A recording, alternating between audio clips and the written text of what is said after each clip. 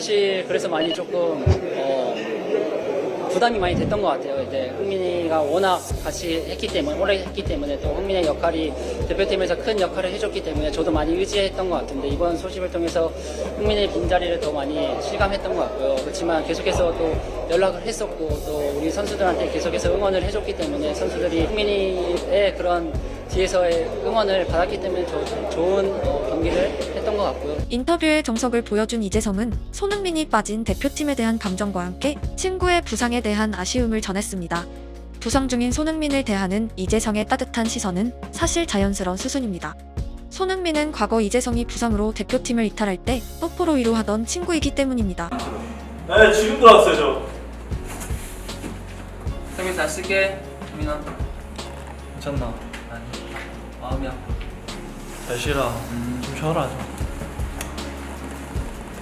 나 뽀뽀 한번 하자. 떠난다. 뽀뽀 한번 하자. 네.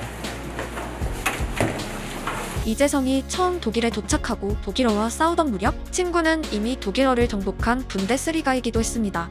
10대에 처음 연령별 대표팀에서 만나 함께 자란 친구들이 나란히 독일어의 벽을 만난 재미난 순간이기도 했습니다. Ich bin Jason Lee. Wie heißt du? Wie heißt du? Wie alt bist du? Wie alt bist du? Wie geht's dir? Wie geht's dir? 아직 독일어를 못해요. 할 줄 아는 말이 별로 없어요. 흥민이 옆에 잘해요. 흥민이한테 배워야 될 것 같아요. 뭘? 독일어. 팬들한테 독일어로 한번 인사해라. 굿탁. 써니. 반갑다고 인사하고 자기 손흥민이라고. 써니. 써니. 써니. It's been Sonny. It's been Lee. Du bist 딸기. Unsere Familie, das ist meins. Ich glaube, sehr, sehr wichtig für uns. Jason Lee im 16er! Lee! 아시아에서 피지컬이 좋은 편에 속했던 한국은 과거 월드컵 예선에서 크로스에 이은 헤더가 주눅이었던 시대가 있었고 주인공은 거대한 9번 스트라이커들이었습니다. 이라크전에서 나온 이재성의 득점은 대표팀의 역대급 헤더로 느껴졌고 아시는 대로 그는 신체 사이즈가 좋은 미드필더는 아닙니다. 말 그대로 다이나믹한 움직임을 통해 공을 기다리던 수비수를 통과했고 무너진 자세에서도 공을 정확히 이마에 맞춰냈습니다. 공교롭게도 저돌적으로 돌진하여 무너진 폼에서 헤더를 따냈던 기억은 손흥민에게도 있습니다. 두 번째 부상을 겪기 전까지 손흥민은 공중볼 경합에 온몸을 부딪히는 유형이었고 놀랍게도 함부르크 시절 그의 스카우터 리포팅에는 슈팅과 헤딩이 나란히 최고 수준으로 집계되었습니다. 지금과 달리 당시 손흥민은 상당히 마른 체격이었기에 경합과 헤더를 위해선 저돌적인 움직임이 필요했고 좋은 상황에선 엄청난 헤더에 성공했지만 나쁜 상황에선 굉장히 높은 위치에서 바닥으로 강하게 떨어지며 골절로 이어지곤 했습니다. 가속도로 충분히 경쟁력이 있는 손흥민은 알려진 대로 팀 차원에서 공중 경합을 적극적으로 지시하지 않게 되었고 마지막 허리 부상 이후에는 선수 본인도 코너킥 등의 상황에서 박스보단 키커가 되거나 외곽에서 세컨볼을 때리는 타입으로 변화했습니다.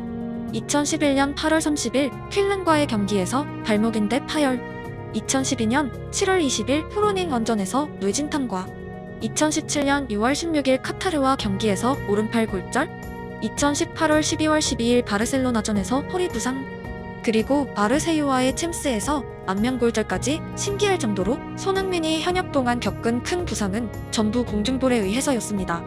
개인적으로 마른 체형으로 날아올라 거대한 선수들을 비집고 헤더를 따내던 함부르크 초기 손흥민을 좋아했지만 5번의 부상을 지켜보며 지금의 플레이 타입은 불가피하다 생각했었고 아쉽지만 특유의 다이나믹 헤더 득점은 추억으로 남겨두었습니다.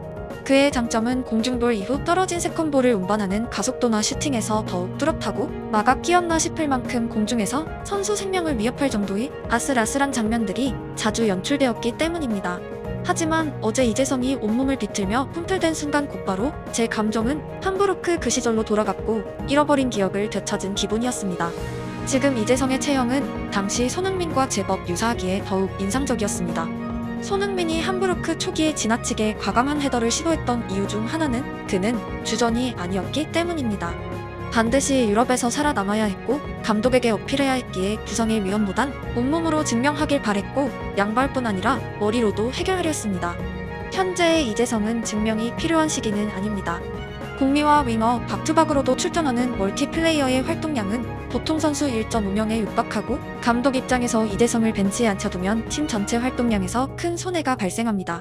전화만 가능한 폰과 전화와 문자 인터넷 검색까지 되는 폰 중 무엇에 손이 더 가냐와 흡사합니다. 이재성의 헤더를 단지 국가대표의 로열티로 말하기엔 공을 기다리던 이라크 선수도 대표 선수입니다.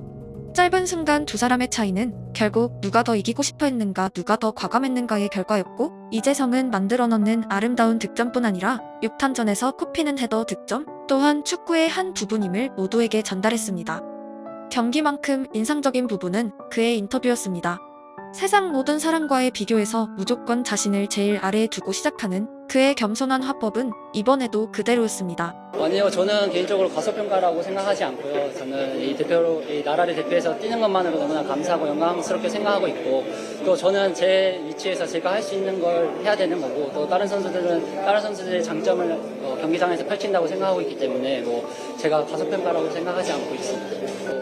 일단 저보다는 더 뛰어난 실력을 가지고 있다고 생각하고 있고요. 또 벌써부터 유럽에서 맹활약을 하고 있기 때문에 앞으로 어떤 미래를 보여줄지 많이 기대가 되는 것 같고요. 앞으로 어린 선수들이 초심을 잊지 않고 계속해서 끊임없이 발전을 하기 위해서 노력을 했으면 좋겠다라는 바람을 갖고 있습니다.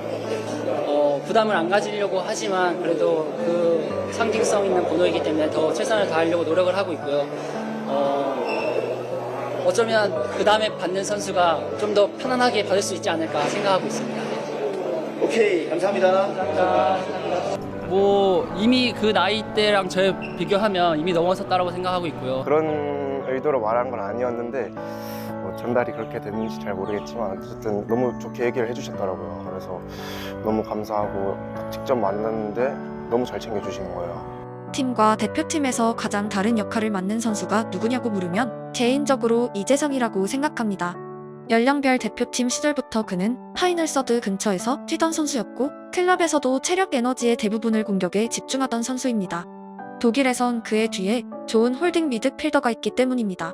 하지만 한국 대표팀에선 기성용의 은퇴 이후 오래도록 볼란치는 약점으로 불려왔고 많이 뛰는 공미들은 대표팀에선 무조건적으로 그 공백을 함께 메워야만 했습니다. 오프 더 볼 상황, 카메라에서 사라진 이재성은 거의 수비수처럼 뛰고 있습니다. 그리고 순간적으로 공격 시기에도 나타나 박투박의 모습을 보이고 있습니다. 아쉽게도 정확히 공격력이란 측면에서 보자면 대표팀의 이재성은 분데스리가의 이재성보다 날카롭지 못했던 순간도 있었고 그때마다 10번의 주인공에겐 제법 비판적인 목소리도 발생했습니다. 하지만 한국 감독들은 바보가 아닙니다.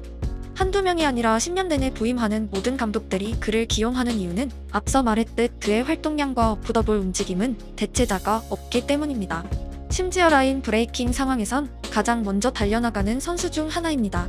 언제나 공미는 포인트가 기대되는 포지션이기에 정말 힘든 싸움입니다. 하지만 단 한 번도 그는 자신의 역할에 대한 불만이나 억울함을 말한 적이 없고 언제나 자신이 부족하다는 말만 남기고 있습니다. 대표팀엔 패스하는 선수와 득점하는 선수, 막아내는 선수 다양한 역할이 필요합니다. 이재성이 맡아온 역할은 골키퍼를 뺀 나머지 포지션 선수들 전부의 몫을 스스로 조금씩 가져와 창조되었고 이제는 머리로 득점까지 하기 시작했습니다. 그가 은퇴한 이후 이재성이 없어서 아쉽다. 그가 있을 때가 정말 좋았다는 목소리는 생각보다 작을지도 모릅니다. 대부분의 사람들은 축구에서 볼을 주시하고 공이 없는 상황에서 싸우는 선수들의 눈으로 찾지 않기 때문입니다. 메뉴의 박지성을 시청하던 시기처럼 공이 아니라 그냥 한 선수만을 TV에서 찾겠다는 각오로 시청하지 않으면 대표팀 이재성의 진가를 발견하지 못할지도 모릅니다.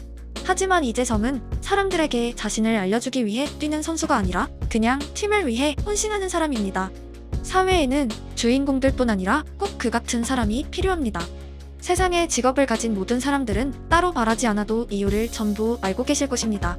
이재성은 유상철이란 대한민국의 역사적인 멀티플레이어와 허리의 기둥이었던 기성용의 은퇴 이후 시작된 볼란치 암흑기에 나타나 엄청나게 뛰어야만 했던 공미이고 상대 박스에서 우리 박스, 말 그대로 박투박으로 헌신한 한국 축구의 소중한 자산입니다. 마지막으로 제가 가장 좋아하는 이재성 영상이자 필드에서뿐만 아니라 식당에서도 대표팀의 모든 식구들을 챙기는 아름다운 장면으로 마무리하겠습니다. 밥 없. 아, 인사드려야죠. 안녕하세요. 안녕하세요. 안녕하세요. 네, 새해 복 많이 받으세요. 새해 인사를 매년 4월에 이렇게 처음 보니까. 아니 밥은 어떻게 먹고 왔어? 아, 그냥 보면서 그냥 과일 먹었어요. 저녁 맛있는 거 좀 준비 주시잖아요. 아니, 저녁 먹으면 맛있게 먹었고.